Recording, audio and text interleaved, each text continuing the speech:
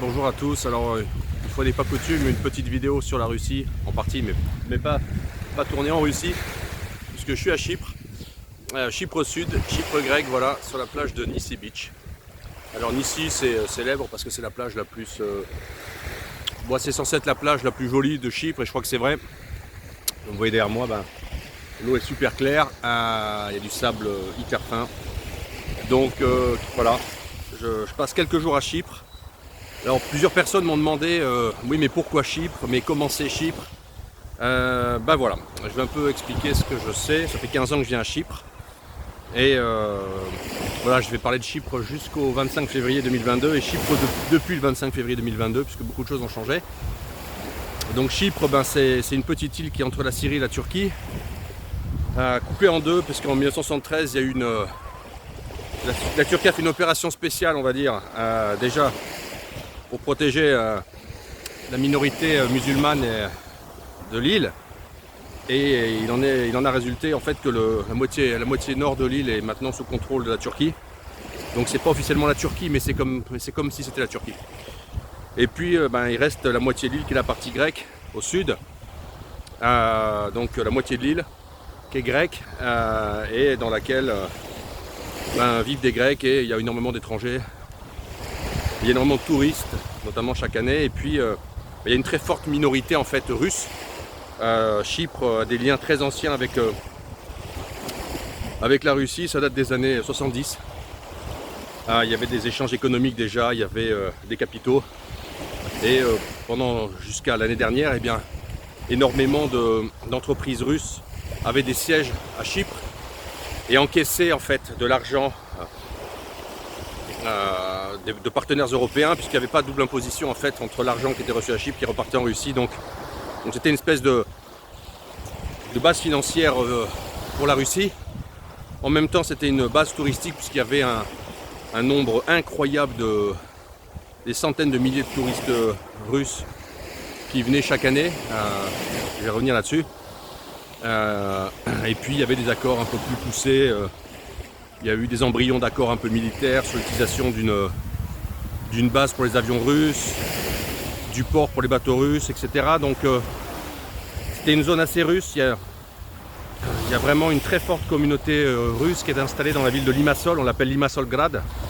Peut-être 15% de Russes en ville, 20%. Tout est en russe. Et ça n'a pas trop changé depuis le 25 février. Il y a un peu moins d'activité économique, mais globalement voilà, c'était une zone très très russe. Et puis de l'autre côté de l'île, là où moi je me situe, c'est-à-dire toute la partie est vers Ayia Napa. Donc là vraiment c'est identique sur le point de vue touristique. C'était une ville qui était avant pour les touristes anglais et qui maintenant qui était devenue une ville dans les 10 dernières années, une zone 100% russe en fait, tout est en russe. À Nissi, il n'y a que des filles russes, avec des filles russes sur la plage. Donc c'était 100% russifié complètement. C'était une zone touristique 100% russe et russifiée. Et puis évidemment, après le 25 février 2022, il n'y a plus de vol direct. Donc il n'y a plus de touristes russes, les cartes des Russes ne marchent plus puisqu'il y a les sanctions bancaires, etc. Donc l'île a pris une énorme claque sur le tourisme des Russes l'année dernière. Et en prendre une cette année. Et voilà. Et donc effectivement, il y a quasiment plus de Russes touristes. Il y a énormément de Russes résidents. Il y a, je crois, près de 30 000 Russes, de ceux dont on a déjà parlé dans une précédente vidéo, qui ont quitté la Russie après le déclenchement de l'opération spéciale, après la mobilisation. Il y en a, je crois, 35 000 qui sont installés à Chypre, en plus, en résidents. Et puis il y a aussi 15 000 Ukrainiens. Donc globalement, il y a une très forte augmentation de la présence physique de Russes et d'Ukrainiens. Ça se passe très bien. Il y a eu quelques micros-incidents entre les communautés lors de manifestations, mais globalement ça va. Ce sont les Ukrainiens qui sont là. J'ai parlé avec l'été dernier, c'est les Ukrainiens de Zaporozhye, de Kherson, donc sont autant pro-russes que les Russes. Donc situation un peu compliquée, confuse. Voilà, et hier j'étais dans le mall de Larnaca, voir un peu les magasins qui sont compagnie ma chère épouse qui voulait voir les Zara, les Massimo Dutti et autres magasins qui n'existent plus en Russie. En fait, effectivement, ça parle beaucoup russe. On entend parler russe partout. Donc il y a énormément de Russes. Grosse communauté à Limassol, bien à Larnaca. Et puis pour les touristes, eh ben, c'était Napa. Donc voilà. Après, pourquoi les Russes venaient à Chypre aussi? Et pourquoi moi, en tant que Prussien qui vit à Moscou, je venais à Chypre?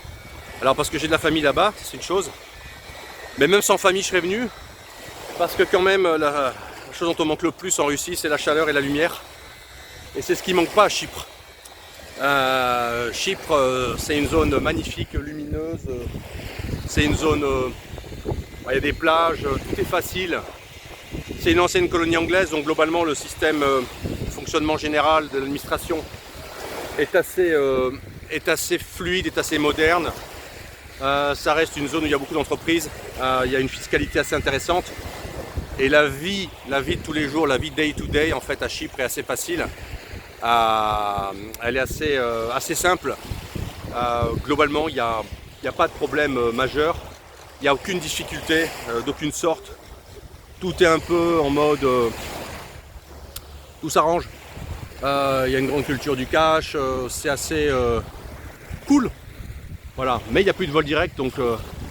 Donc pour les touristes russes, c'est pas bien. C'est pas facile. Alors comment moi je fais pour aller à Chypre? Comme j'ai 2 passeports, il y a des vols par la Turquie.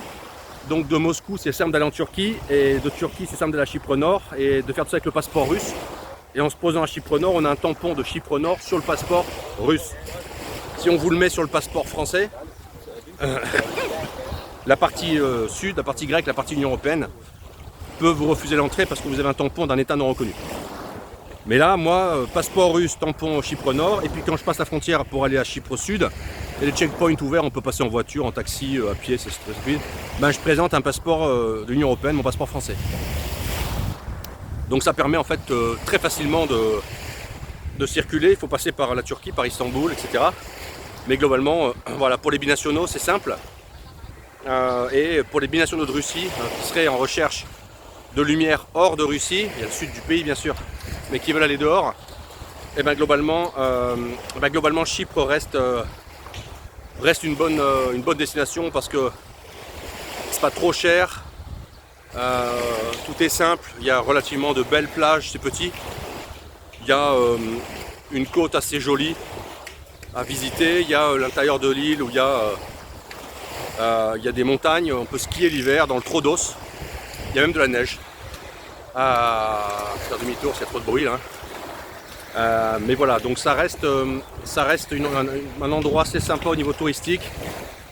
Voilà. Qu'est-ce qui a changé à Chypre depuis 15 ans que je viens et qu'est-ce que je vois qui va mal? Les bons côtés, je viens de les expliquer. Bon, déjà, faut comprendre que c'est petit Chypre, il y a 800-900 000 habitants au sud, 700-800 000 habitants, donc c'est tout petit, c'est assez sous-peuplé, c'est vide. Et ils ont un problème, les Chypriotes, c'est le pays de l'UE qui reçoit le plus de migrants en proportion de la population. Et c'est des migrants qui arrivent par bateau, qui arrivent de Syrie, qui arrivent par le nord.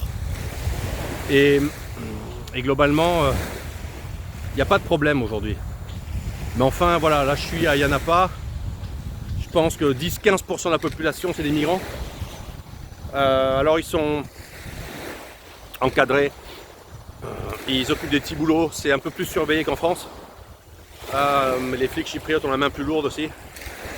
Mais voilà, ça c'est quelque chose que moi par exemple j'observe et je me demande quelle peut être l'évolution finale. Ça dure encore 10 ans et que ces flux augmentent. Parce qu'encore une fois, l'île est petite, la population n'est pas très nombreuse. Les Chypriotes font pas d'enfants. 1,4 enfants par femme, je crois. C'est le 3e pays qui fait le moins d'enfants avec l'Espagne, l'Italie, la Pologne, enfin Chypre, c'est ce bloc-là. Donc il y a un énorme problème de natalité, de démographie, et il y a un gros problème migratoire en cours. Et ça, c'est potentiellement, à mon avis, une source de problème dans les années à venir. Dès qu'on rentre dans le système Bruxelles, de toute façon, je crois qu'il n'y a plus rien à attendre. Donc Ça c'est la chose principale qui est, à mon avis, est un problème. Après, ça reste un pays du sud. Donc on est ici très au sud, on n'est pas en Grèce. On est plus proche du Moyen-Orient, donc il y a des comportements très sudistes. Il faut s'habituer, il faut faire avec, il faut apprécier, c'est pas pour tout le monde. La population reste une population extrêmement orientale, orthodoxe, mais orientale comportementalement. Et avec un fond de culture anglo-saxonne. L'avantage c'est que tout le monde parle anglais. Ils ont été colonisés par l'Angleterre, donc c'est une ancienne colonie, donc il y a une forte dimension d'organisation administrative générale qui est assez anglo-saxonne. L'anglais est une langue officielle, donc tout le monde parle anglais à Chypre. Ça c'est vraiment un point fort pour les étrangers. Ça reste un endroit très confortable pour avoir une base arrière hors de Russie, si on veut une base arrière hors de Russie, dans l'UE parce qu'on est européen, qu'on n'a pas besoin de visa. Et comme je le disais, ça reste une très bonne complémentarité sur le point de vue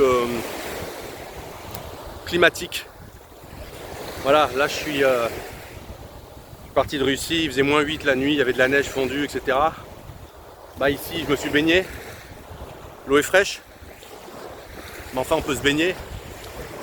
Il fait 20-21 degrés la journée, il doit faire 15 le soir, on est au mieux en sweat si ce n'est en t-shirt. Voilà, il y a la petite fille qui va aller se baigner derrière moi. Sur la voie, il y a des gens qui nagent là-bas. Donc globalement, et on est qu'en mars. Le mois de décembre est assez nul, mais il fait vite très chaud dès le mois de mai, je veux dire, tout le monde se baigne, il fait bon, la mer est chaude, l'eau à Nissi, en juillet-août elle fait 26.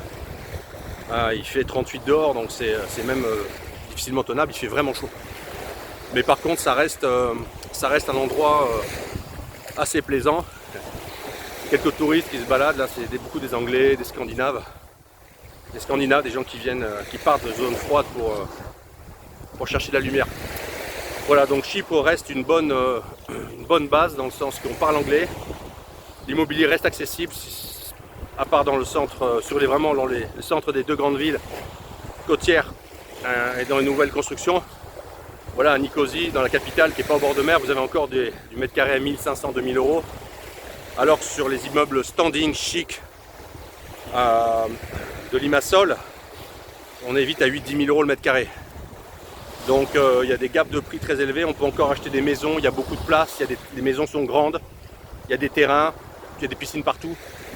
Donc ça reste un très bon endroit pour une base arrière en zone euro hors de Russie.